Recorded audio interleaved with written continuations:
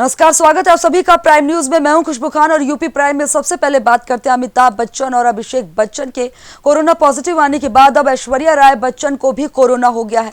Latest खबर की माने तो ऐश्वर्या राय बच्चन और उनकी बेटी आराध्या बच्चन का कोरोना टेस्ट भी पॉजिटिव आया है। ये फैंस और बच्चन परिवार के लिए परेशानी की बात है। महाराष्ट्र के हेल्थ मिनिस्टर राजेश टोपे ने इस बात की पुष्टि की है। उन्होंने ट्वीट करके बताया है कि ऐश्वर्या राय बच्चन और उनकी बेटी आराध्या राय बच्चन कोरोना पॉजिटिव हैं। श्रीमती जया बच्चन की रिपोर्ट नेगेटिव आई है। हम दुआ करते हैं कि बच्चन परिवार जल्द से जल्द ठीक हो जाए। आपको बता दें कि शनिवार रात ऐश्वर्या राय बच्चन, आराध्या राय बच्चन और जया बच्चन का टेस्ट जब हुआ तो उसकी रिपोर्ट नेगेटिव आई थी। हालांकि अब उनके टेस्ट की रिपोर्ट जो आई है वो पॉजिटिव है, लेकिन जया बच्चन अभी भी कोरोना नेगेटिव है। वहीं राजस्थान में सरकार गिराने की साजिश और विधायकों की खरीद फरोख्त के आरोपों के बीच सियासी घटनाक्रम तेजी से बदल रहा है। जयपुर से लेकर दिल्ली तक बैठकों का दौर चल रहा है। डिप्टी सीएम सचिन पायलट समेत 12 कांग्रेस और 3 निर्दलीय विधायकों के दिल्ली के अलावा हरियाणा के तावड़ स्थित एक होटल में होने की सूचना मिली। नाराज चल रहे कांग्रेसी विधायक पार्टी अध्यक्ष सोनिया गांधी से मिलकर अपनी बात रख सकते हैं। इसके लिए समय मांगा गया है और इसी बीच खबर आ रही है कि सचिन पायलट बीजेपी नेताओं के संपर्क में हैं। उन्होंने 16 कांग्रेस और 3 निर्दलीय विधायकों के समर्थन का दावा किया है। उधर बीजेपी का कहना है कि पहले वो गहलोत सरकार गिराएं। मीडिया रिपोर्ट्स के मुताबिक बीजेपी ने मुख्यमंत्री पद देने से इनकार कर दिया है। पायलट के नाराज होने की वजह विधायकों की खरीद फरोख्त के मामले में एसओजी का नोटिस बताया जा रहा है। इस मामले में उनसे पूछताछ की जाएगी। हालांकि एसओजी ने मुख्यमंत्री अशोक गहलोत समेत अन्य मंत्रियों को भी नोटिस भेजा है। तो यूपी में बीते 24 घंटे में कोरोना वायरस संक्रमण के 1388 नए मामले सामने हैं। इसके साथ ही कुल संक्रमितों की संख्या अब 36,476 हो गई है। इनमें से 23,334 मरीज इलाज के बाद पूर्णतः रूप से ठीक हो गए हैं और अस्पताल से डिस्चार्ज होकर अपने घर जा चुके हैं। प्रदेश के प्रमुख सचिव स्वास्थ्य मोहन प्रसाद ने बताया है कि यूपी में फिलहाल कोरोना के 12,208 सक्रिय मामले हैं, जिनका अलग अलग अस्पतालों में इलाज चल रहा है। उन्होंने कहा है कि इस महामारी की चपेट में आकर राज्य में अभी तक 934 लोगों की मौत हो चुकी है। अमित मोहन प्रसाद ने बताया कि मार्च में हम प्रतिदिन 60 सैंपल की जाँच करते थे, लेकिन अब हम निरंतर 40,000 जांच कर रहे हैं। मुख्यमंत्री योगी आदित्यनाथ के नेतृत्व में हमारी टेस्टिंग क्षमता 650 गुना बढ़ी है। जिनको किडनी से संबंधित कोई समस्या है, ऐसे भी हमको 16,879 लोग मिले और इन सभी को हमारी टीम ने सावधान किया कि आप में कोमॉर्बिडिटी है तो आपको सतर्क रहना बहुत ही आवश्यक है। आपको संक्रमण न होने पाए इसलिए सावधान रहें, सतर्क रहें। जब तक बहुत आवश्यकता न हो तो बाहर न निकलें और अगर बाहर निकलना पड़ता ही है तो पूरी सावधानी बरतें। अपने हाथ को साबुन पानी से बार बार धोते रहें। अपने मुंह और नाक को फेस कवर से ढकें। मास्क इस्तेमाल करिए, गमछा इस्तेमाल करिए, रुमाल इस्तेमाल करिए, दुपट्टा इस्तेमाल करिए, लेकिन अपने मुंह और नाक को सार्वजनिक स्थलों पर ढकिए और सामाजिक दूरी बनाइए। 2 गज की दूरी, 6 फीट की दूरी। कहीं भी आप जाएं, सार्वजनिक स्थल पर जाएं या अपने घरों में भी जब हम अपने बड़े बुजुर्गों के पास जाते हैं या हम किसी गर्भवती महिला के पास जाते हैं, उससे हमको वार्तालाप करना है, या जो लोग पहले से बीमार हैं, जिनको डायबिटीज़ है, हाइपरटेंशन है, किडनी की बीमारी है, हार्ट की बीमारी है, कैंसर है, ऐसे लोगों से भी हमको 6 फीट की दूरी रखना है। उनको तो अपने आप को बचाना ही है। हमें भी जब जानकारी हो तो हम उनके प्रति सतर्क रहें, हम उनके नज़दीक न जाएं। जो बुजुर्ग लोग हैं हम उनके प्रति न जाएं, नज़दीक न जाएं। हमको अपने आप को इस संक्रमण से बचाना है तो यह मानकर हम चले कि अगला कोई भी व्यक्ति संक्रमित हो सकता है और हम उससे, हर एक व्यक्ति से जो दूरी है 2 गज की, वो हम मेंटेन करें। अपने मुंह और नाक को हम ढक कर रखें तो हम सुरक्षित रहेंगे। हमें वायरस का प्रवेश नहीं होगा और हम सुरक्षित रहेंगे। इसके साथ ही साथ हम अपनी इम्यूनिटी को बूस्ट करने के कदम भी उठाते रहें। तुलसी है, अदरक है, काली मिर्च है, इसका काढ़ा पीजिए। नीम की पत्ती का सेवन कीजिए, गिलोय का रस पीजिए, अजवाइन का अर्क पीजिए, गर्म पानी का सेवन करिए, व्यायाम करिए, प्राणायाम करिए, योग अभ्यास करिए, इससे आपकी शरीर की प्रतिरोधक क्षमता बढ़ती है। और अगर आप किसी कारण से अगर संक्रमित भी होते हैं तो आपके शरीर में वो ताकत होती है, वो वायरस से लड़ने की क्षमता होती है, वायरस आपका कुछ बिगाड़ नहीं पाता, आप स्वस्थ हो जाते हैं। तो इसलिए सावधानी बरतिए, सतर्क रहिए, क्योंकि इसकी कोई वैक्सीन नहीं है, कोई एक डिफाइंड कोई दवा नहीं है जिससे कि आप पूरी तरह से ठीक होते हो। वायरस एक सेल्फ लिमिटिंग डिजीज होता है, वायरल डिजीज, स्वयं ही बहुत लोग ठीक हो जाते हैं, लेकिन जिनमें कोई ना कोई पहले से कोई कमजोरी हो, बीमारी हो, बुजुर्ग हो, वो उनमें जटिलताएं होती हैं और कुछ प्रकरणों में मृत्यु भी होती है। इसलिए हमें सावधान रहने की आवश्यकता है। सावधान रहिए, सतर्क रहिए। सावधानी के जो तरीके हैं, 2 गज की दूरी, फेस पर मास्क लगाना और अपने हाथ को बराबर साफ रखना, इन तरीकों का प्रयोग करके अपने आप को सुरक्षित रखिए, खुद को सुरक्षित रखिए, दूसरों को सुरक्षित रखिए। हम और आप मिलकर के इतने बड़े प्रांत में, इतने बड़े प्रदेश में, जहां की आबादी 23 करोड़ से ज़्यादा है, उसको हम बिल्कुल हम संक्रमण को हम नियंत्रित रख सकते हैं और संक्रमण को हम समाप्त भी कर सकते हैं। तो वैश्विक महामारी कोरोना वायरस संक्रमण के प्रसार पर नियंत्रण करने के लिए उत्तर प्रदेश की योगी आदित्यनाथ सरकार ने अब नया फॉर्मूला खोजा है। प्रदेश में शुक्रवार रात से 55 घंटे के लॉकडाउन के बाद अब हर हफ्ते में 2 दिन का लॉकडाउन करने का निर्णय लिया गया है। मिनी लॉकडाउन के तहत प्रदेश में अब सिर्फ 5 दिन कार्यालय और बाजार खुलेंगे, यानी कोरोना के संक्रमण काल तक प्रदेश में 5 डे वीक के तहत काम होगा।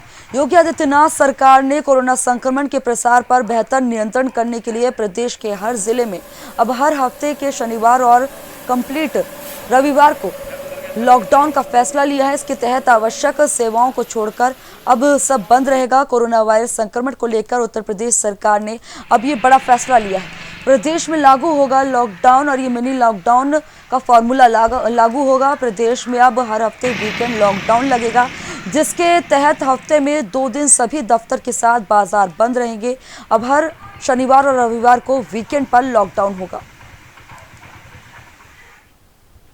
आज पूरी अनलॉक की व्यवस्था को उन्होंने समीक्षा की। आप सबके संज्ञान में है कि फ्राइडे इवनिंग 10 बजे से मंडे मॉर्निंग 5 बजे तक पूरे प्रदेश में कुछ एक्टिविटीज़ को प्रतिबंधित किया गया था। ऑफिसेज बंद किए गए थे, बाजार बंद किए गए थे और जनरल मूवमेंट पर रेस्ट्रिक्शन लगाए गए थे। तो ये जो प्रतिबंध लगाए गए थे, इसका बहुत अच्छा रिस्पांस कल शनिवार के दिन आया और इस रिस्पांस को देखते हुए आज मुख्यमंत्री जी ने आदेश किया है कि प्रदेश में 5 दिन बाजार जो है सुबह 9 बजे से रात्रि 9 बजे तक खुले रहेंगे और शनिवार और इतवार बाजार बंद रहेंगे, लेकिन इकोनॉमिक एक्टिविटी शनिवार और इतवार जारी रहेगी। इंडस्ट्री उद्योग चलते रहेंगे, शनिवार को बैंक खुले रहेंगे और जो सामान्य एक व्यवस्था है वो बनी रहेगी। यही केवल इंश्योर करना है कि जो सोशल एक्टिविटी है वो शनिवार इतवार बहुत ही लिमिटेड रहे, जिससे कि जो कोविड का स्प्रेड है उस पर जो है हम लोग नियंत्रण पा सकें। साप्ताहिक बंदी के दौरान बाज़ारों में स्वच्छता और सैनिटाइजेशन का ड्राइव जो चल रहा है पिछले 2 दिन से, उस ड्राइव को जारी रखा जाएगा। जगह जगह जहां शहरों में कहीं कूड़ा है उसको तुरंत उठाकर कॉम्पैक्ट करके उसका सेफ निस्तारण किया जाएगा। प्रत्येक ग्राम पंचायत में भी सफाई की व्यवस्था की जाएगी। एंटी लार्वल ट्रीटमेंट, फॉगिंग, बाकी सब जो कार्य है वो भी सभी जगह सुनिश्चित किया जाएगा। उद्योग में जहां पर उद्योग चलेंगे वहां कोविड हेल्प डेस्क जरूर बना लिया जाए, जिससे कोविड के प्रति जागरूकता फैलती रहे। पल्स ऑक्सीमीटर और इंफ्रारेड थर्मामीटर और सुरक्षा के लिए सैनिटाइज़र और ग्लव्स और मास्क का अरेंजमेंट भी वहाँ पर रहे। यह भी देख लिया जाए कि अस्पताल में जो अस्पताल हैं, कोविड हॉस्पिटल्स हैं, नॉन कोविड हॉस्पिटल्स हैं, उनमें ऑक्सीजन का कम से कम 48 आवर्स का बैकअप रहे। अस्पतालों में ऑक्सीजन की पूरी व्यवस्था सुनिश्चित करने का भी माननीय मुख्यमंत्री जी ने निर्देश दिया है। ये जो 2 दिन की जो है पूरा कैंपेन चलेगा शनिवार और इतवार को, इसमें एक्सप्रेसवे, हाईवे, पीडब्ल्यूडी के सड़क, डैम, बाढ़ से संबंधित तटबंध इन सब के निर्माण या मरम्मत के किसी भी कार्य में कोई बाधा नहीं रहेगी, लेकिन सोशल डिस्टेंसिंग का पालन किया जाएगा और वर्षा के कारण कहीं जल भराव ना हो, यह कार्य भी सुनिश्चित किया जाएगा। मुख्यमंत्री जी ने यह भी कहा है कि ये कोविड-19 का जो पूरा कैंपेन है, इसका व्यापक प्रचार प्रसार किया जाए, लोगों को मास्क के लिए जागरूक किया जाए और मास्क जीवन का हिस्सा बनाते हुए हाथ धोने की जो प्रथा है, साबुन से हाथ धोने की प्रथा है, कम से कम 20 सेकंड, उस चीज़ को इंश्योर किया जाए कि बच्चे से लेकर बड़े और बूढ़े तक इसको इंश्योर करेंगे। माननीय मुख्यमंत्री जी ने कहा कि जो 77,000 राजस्व ग्राम हैं उसमें स्वच्छता का विशेष अभियान, फॉगिंग और 9,000 जो नगरीय वार्ड हैं उनमें फॉगिंग जरूर कराई जाए। प्रधानों से, ग्राम प्रधानों से संवाद स्थापित करके विशेष सफाई अभियान ग्रामीण क्षेत्रों में अवश्य ऐसा किया जाए कि ग्रामों में जो आबादी है, जो टोले हैं, जहां पर भी कहीं पानी इकट्ठा है उसको दूर किया जाए। मुख्यमंत्री जी ने कोविड-19 के रोकथाम के लिए पूरे प्रदेश में जो घर घर सर्वे चल रहा है उस कार्य को भी जो है उसकी समीक्षा की है। लगभग 1,40,000 से अधिक सर्वे टीम प्रदेश में निकली हुई हैं। इस पर भी विशेष ध्यान देते हुए, जागरूकता बढ़ाते हुए लोगों को आइडेंटिफाई करने का, घर घर अभियान में उनको आइडेंटिफाई करके आगे ले जाने का कार्य भी किया जा रहा है। तो यूपी में वैश्विक महामारी कोरोना संक्रमण के बढ़ते प्रसार पर कुछ नियंत्रण करने की खातिर सीएम योगी आदित्यनाथ ने 55 घंटे का लॉकडाउन घोषित किया है, लेकिन हालात नहीं सुधर रहे हैं। हरदोई में तैनात रहे सीओ की कोरोना संक्रमण से मौत हो गई। वहीं अब प्रदेश में कैबिनेट मंत्री राजेंद्र प्रताप सिंह उर्फ मोती सिंह, आयुष चिकित्सा मंत्री डॉक्टर धर्म सिंह सैनी, होमगार्ड मंत्री चेतन चौहान के बाद अब खेल एवं युवा कल्याण राज्य मंत्री स्वतंत्र प्रभारी जिनका उपेंद्र तिवारी भी कोरोना वायरस से संक्रमण की चपेट में आ गए हैं। बलिया के फैफाना से विधायक और खेल युवा कल्याण और पंचायती राज मामलों के राज्य मंत्री स्वतंत्र प्रभार उपेंद्र तिवारी भी कोरोना पॉजिटिव पाए गए हैं। मंत्री उपेंद्र तिवारी की कोरोना रिपोर्ट पॉजिटिव आई है। मंत्री उपेंद्र तिवारी को पीजीआई के कोविड-19 अस्पताल में भर्ती किया गया है। मंत्री उपेंद्र तिवारी का शनिवार उनके गौतमपल्ली स्थित आवास पर सैंपल लिया गया था।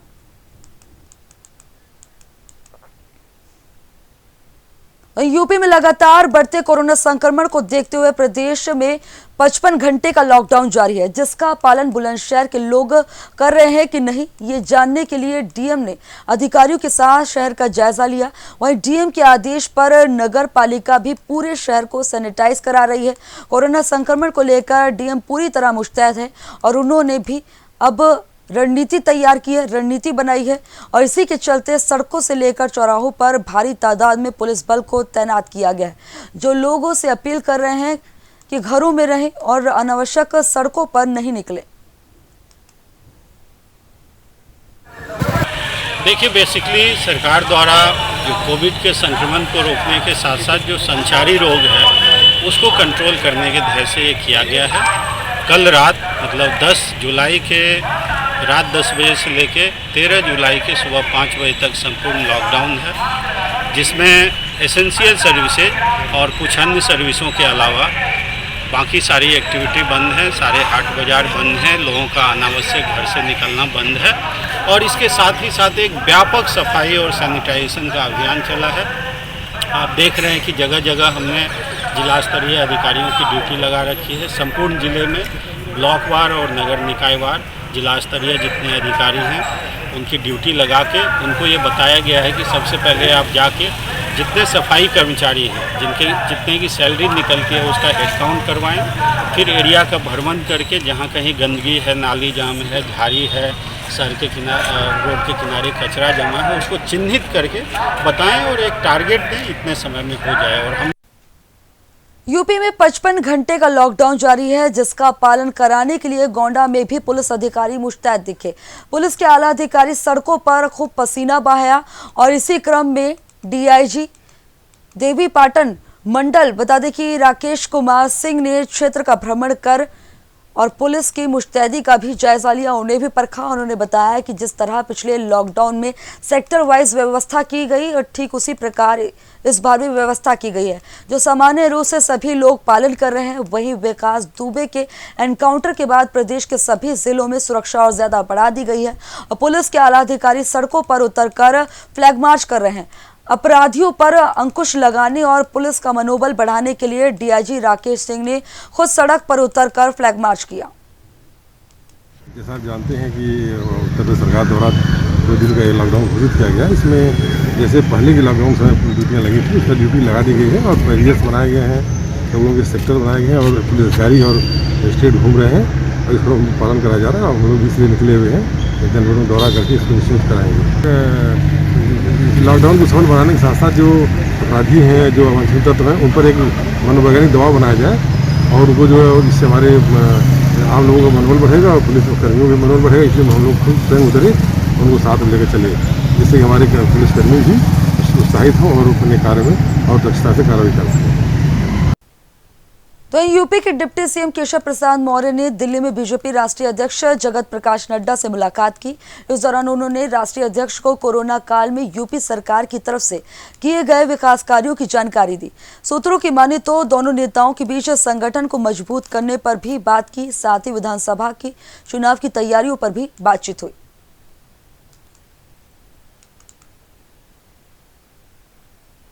तो एमएसयू एयरपोर्ट पर तैनात सीआईएसएफ जवानों की तरफ से वृक्षारोपण कार्यक्रम का आयोजन किया गया। इस कार्यक्रम में यूपी के वन मंत्री दारा सिंह चौहान ने हिस्सा लिया और पहला पौधा लगाकर कार्यक्रम का शुभारंभ किया। शुभारंभ के बाद एयरपोर्ट के कैंपस अलग अलग प्रजाति के 650 पौधे लगाए गए। इस मौके पर एयरपोर्ट डायरेक्टर और कैंट विधायक समेत कई नेता और अधिकारी मौजूद रहे।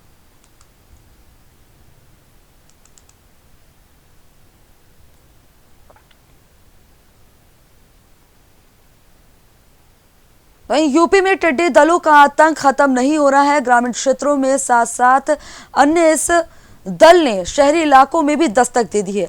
आसमान में भारी तादाद में टिड्डी दल को उड़ते हुए देखा गया। प्रशासन ने लोगों को अलर्ट किया। टिड्डियों का दल लखनऊ पहुंच गया है। घंटाघर के पास टिड्डियों के एक बड़े दल को देखा गया। इसके बाद शहर के डालीगंज, निशादगंज और मंडिया और विकास नगर में टिड्डी दल देखा गया। शहर के कई इलाकों में दहशत रही। वहीं हजरतगंज पुलिस ने टिड्डी दल को भगाने के लिए पूरे क्षेत्र में पुलिस सायरन बजाकर टिड्डी दल को भगाने का काम किया।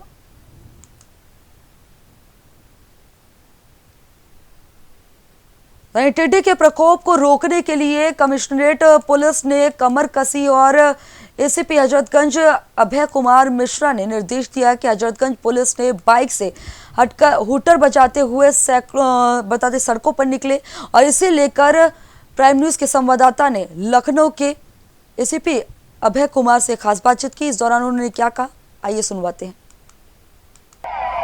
लखनऊ में टिड्डी दल का आतंक, जिसको लेकर के उत्तर प्रदेश पुलिस काफी सख्त दिखाई दे रही है। लखनऊ के हजरतगंज चौराहे पर एसीपी के साथ साथ थाना अध्यक्ष अंजनी पांडे भी टिड्डियों को भगाने के लिए हूटर बजा रहे हैं, पूरे क्षेत्र का भ्रमण कर रहे हैं। हमारे साथ बातचीत करने के लिए एसीपी से बात कर लेते हैं, उनसे जान लेते हैं। अभय कुमार जी हैं सर, टिड्डियों को भगाने के लिए क्या किया जा रहा है? देखिए, अभी जैसा कि सूचना मिली थी कि लखनऊ सीमा में टिड्डियों का प्रवेश हो चुका है, तो पहले से ये है कि थाली बजाकर, साहूटर सायरन बजाकर आप टिड्डियों को भगा सकते हैं। इसके लिए एहतियातन हम लोग हर जगह घूम के टिड्डियों को आतंक को कम करने के लिए, उनके आक्रमण को मिटिगेट करने के लिए लगातार भ्रमणशील होकर हूटर और सायरन बजाया जा रहा है। तो ये थे एसीपी अभय कुमार जी, जिनका कहना है कि टिड्डियों को भगाने के लिए हूटर और सायरन बजाए जा रहे हैं। आप देख सकते हैं कि किस तरीके से ये पुलिस का जो दल है बाकायदा हूटर बजा रहा है। महिला कांस्टेबल, महिला अधीक्षक भी हैं और लगातार टिड्डियों को भगाने का काम किया जा रहा है। ये देख सकते हैं किस तरीके से जो पुलिस सायरन है, पुलिस सायरन के, क्योंकि टिड्डियों को भगाने का सबसे बढ़िया तरीका है पुलिस का सायरन। तो लगातार पुलिस सायरन बजा रही है, क्षेत्र में भ्रमण कर रही है, क्योंकि टिड्डियों का जो आतंक है वो अब लखनऊ में देखने को मिल रहा है। लखनऊ से कैमरा पर्सन राहुल के साथ आशीष कुमार वर्मा, प्राइम न्यूज। तो कानपुर में 8 पुलिस वालों के हत्याकांड से संबंधित सभी पहलुओं की जांच के लिए विशेष जांच दल विकास दुबे के गांव बिकरू पहुंची। एसआईटी टीम के पहुंचने से पहले ही कानपुर के डीएम और एसएसपी गांव पहुंचे। उत्तर प्रदेश सरकार ने अपर मुख्य सचिव संजय भूस रेड्डी और अध्यक्षता में विशेष जांच दल गठित किया है। बिकरू गांव पहुंची जांच दल में ADG Hareram Sharma, DIG J Ravindra Gaur शामिल हैं। एसआईटी टीम यहां घटना के कारणों की पड़ताल से लेकर मुठभेड़ तक के बिंदुओं की जांच पड़ताल कर रही है। जांच दल के पहुंचने से पहले मौके पर पहुंचे डीएम डॉक्टर तिवारी और एसएसपी दिनेश कुमार ने उस स्थल पर भी दौरा किया जहां घटना के बाद मुठभेड़ में विकास दुबे के 2 लोग मारे गए थे। घटना में शामिल दोनों 8 बता दें कि पुलिसकर्मियों की हत्या के बाद से फरार हो गए थे। इनके पास से पुलिस को लूटे गए असलहे बरामद हुए हैं। एसआईटी को घटना से जुड़े विभिन्न बिंदुओं के साथ ही गहन अभिलेखीय एवं स्थलीय जांच करते हुए 31 जुलाई तक अपनी रिपोर्ट शासन को उपलब्ध करानी होगी। वहीं सरकार ने पूरे मामले की जांच के लिए आयोग का भी गठन किया है, जो 2 महीने में सरकार को अपनी रिपोर्ट सौंपेगी।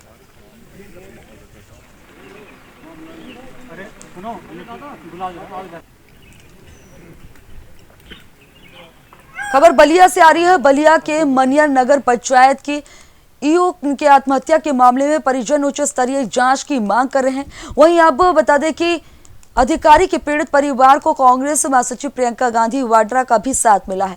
प्रियंका गांधी ने इस मामले में जांच की मांग की है और साथ ही आरोपियों के खिलाफ कार्रवाई की मांग की है। उन्होंने फेसबुक पर लिखा है कि बलिया में तैनात पीसीएस अधिकारी मंजरी राय के साथ अचानक घटी घटना दुखद है और उनके परिजन परेशान हैं। परिजनों का कहना है कि इसकी पारदर्शी से जांच होनी चाहिए। प्रियंका गांधी वाड्रा ने मुख्यमंत्री योगी आदित्यनाथ को पत्र लिखकर इसमें एक पारदर्शी जांच कर सभी तथ्यों को सामने लाने का निवेदन किया है। उन्होंने उम्मीद जताई है कि पीसीएस महिला अधिकारी को न्याय मिलेगा। यूपी सरकार में बढ़ रहे अपराध को लेकर लगातार माफियाओं पर शिकंजा कस रही है। इस बीच पूर्वांचल के माफिया मुख्तार अंसारी के कई करीबियों को यूपी पुलिस ने इन पर शिकंजा कसा है और अब उनकी संपत्तियां जब्त करनी भी शुरू कर दी हैं। मुख्तार के करीबियों के खिलाफ मऊ, गाजीपुर, वाराणसी और जौनपुर की पुलिस ताबड़तोड़ कार्रवाई कर रही है। इस दौरान जौनपुर पुलिस ने मुख्तार अंसारी के करीबी मछली माफिया रविंद्र निषाद की चल अचल समेत करीब 4 करोड़ की कीमत की संपत्ति को जब्त किया है। पप्पू है जिनके विरुद्ध गैंगस्टर कायम किया गया था, इनके ऊपर ये जानकारी की गई थी। ये मछली का व्यापार करते हैं और इसमें माफिया मुख्तार अंसारी का इनमें शेयर रहता है। उसी के क्रम में गैंगस्टर ने अपना काम करने के बाद दोनों को गिरफ्तार करके जेल भेजा गया है।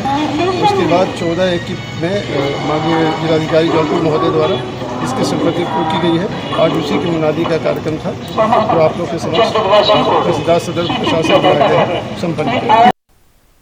सीतापुर के 3 दिवसीय दौरे पर आए नोडल अधिकारी ने लहरपुर में सिंचाई विभाग की तरफ से बाढ़ कटान रोकने को लेकर कराए जा रहे कार्यों का जायजा लिया और सिंचाई विभाग के अधिकारियों से बातचीत कर बता दें कि पास परियोजनाओं को जल्द पूरा करने का आदेश दिया। नोडल अधिकारी ने बताया है कि जिले के अधिकारियों कर्मचारियों को कई और आपदाओं को लेकर कार्य करना पड़ रहा है, जिससे कई परियोजनाओं पर हो रहे कार्यों की गति धीमी है, लेकिन आने वाले समय में सभी कार्यों में गति तेज करके समय से पूरे करने का लक्ष्य रखा गया है।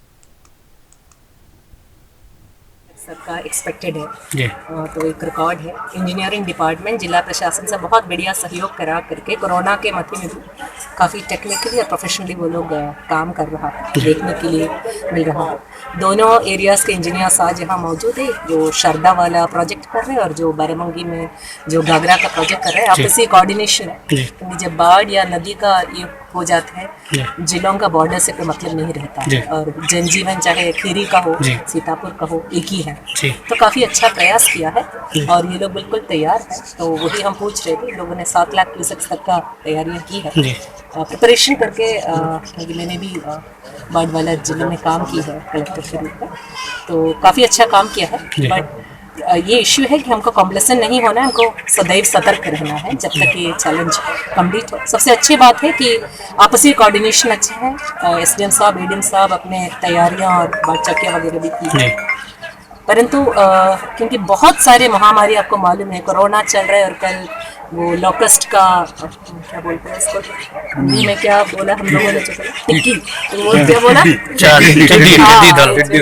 मलयाली, वो सॉरी, लॉकस्ट का जो ये हमने जा करके देखा बहुत अलग अलग टाइप का प्रकृति का क्षोभ देखने मिल रहा है। तो अभी ऑफिसर्स और लोग तो लिमिटेड है, कहाँ कहाँ हम करें, इसलिए माननीय मुख्यमंत्री जी द्वारा स्पेशली 75 ऑफिसर्स को फील्ड में भेजा ताकि बहुत सारी चीज एक साथ न जाए।